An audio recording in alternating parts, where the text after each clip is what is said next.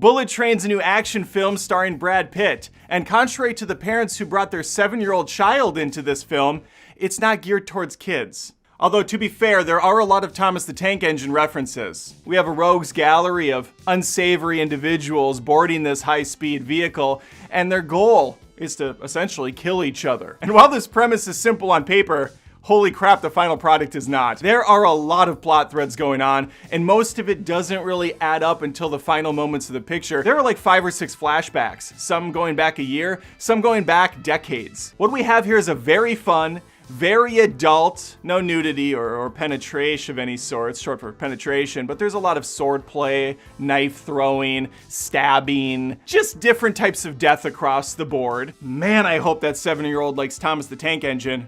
She's gonna feel pretty out of place watching this movie.